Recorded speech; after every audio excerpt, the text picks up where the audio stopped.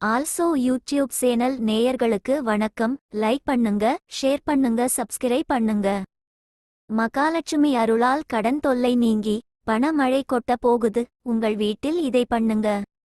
சென்னை 8 வகை செல்வங்களை வாரி வழங்குபவள் மகாலட்சுமி.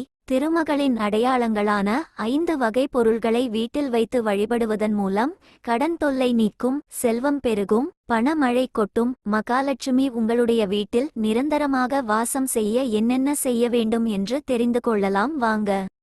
மகாலட்சுமியை தனலட்சுமி, தானியலட்சுமி, தைரியலட்சுமி, ஜெயலட்சுமி, வீரலட்சுமி, சந்தானலட்சுமி, கஜலட்சுமி, வித்யாலட்சுமி என 8 லட்சுமிகளாக பிரித்துள்ளனர். திருமகள் என்று அழைக்கப்படும் லட்சுமி மிகவும் பொறுமை மிக்கவள் என்றும் அனைவருக்கும் நன்மையே தருவாள் என்றும் அதர்வண வேதத்தில் கூறப்படுகிறது.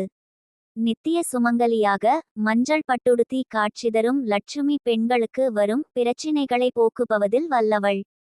தேன், தாமரை, தானிய கதிர், நாணயங்கள் ஆகிய 5ம் மகாலட்சுமியின் அடையாளங்கள் என்று ஞான நூல்களில் தெரிவிக்கப்பட்டுள்ளது. இந்த 5 பொருள்களும் இருக்கும் வீட்டில் லட்சுமி குடியேறி நிரந்தரமாக வாசம் செய்வாள். கடலில் இருந்து பிறந்த உப்பும் லட்சுமி கடாட்சம் நிறைந்ததாகும். யானைகள், வில்வம், பசுக்கள் ஆகியவையும் திருமகளின் அருள் நிறைந்த செல்வங்களாக பார்க்கப்படுகின்றன. இந்த பொருள்கள் அனைத்தும் சுபிக்ஷத்தை பறைசாற்றுகின்றன. திருமகளின் அடையாளங்களான இந்த 5 பொருள்களையும் வீட்டில் வைத்து மகாலட்சுமியை வழிபட்டு வர கடன் தொல்லை நீங்கி அந்த வீட்டில் சுபிக்ஷம் உண்டாகும். செல்வ வளம் பெருகும் என்று கூறப்படுகிறது.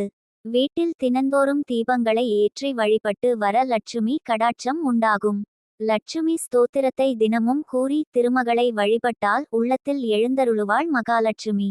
இதன் வாயிலாக வாழ்க்கையில் இருந்த அனைத்து பிரச்சனைகளும் நீங்கி சகல செல்வங்களும் பெற்று பெருவாழ்வு வாழலாம். லட்சுமி ஸ்தோத்திரம். கமலவாசின்யை நாராயண்யை நமோ நம. கிருஷ்ணபிரியாயை சததம் மகாலட்சுமியை நமோ நம. பதம்பத்ரேக்ஷனாயை ச பத்மாசியாயை நமோ நம.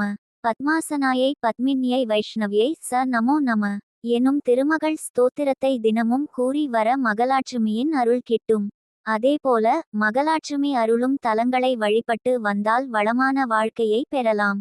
சிவன் ஆலயங்களில் வடமேற்கில் மகாலட்சுமியின் சந்நிதி அமைந்திருக்கும். திருவையாறு ஐயாரப்பர் கோயிலில் திருமகளுக்கென தனி சிறு ஆலயமே உள்ளது. இவரது அருகிலேயே சரஸ்வதி சந்நிதியும் உள்ளது. இந்த ஆலயத்தில் முன் மண்டபத்தில் துர்க்கையும் உள்ளார். எனவே முப்பெருந்தேவியையும் ஒன்றாக தரிசிக்கும் வாய்ப்பு இக்கோயிலில் உள்ளது. வீட்டுக்கு வரும் உறவினர்களுக்கு மஞ்சள், குங்குமம், பூ போன்ற மங்கள பொருள்களை வழங்குவதன் மூலம் எதிர்மறையான எண்ணங்கள் தோன்றும் என்பதும் ஐதீகம்.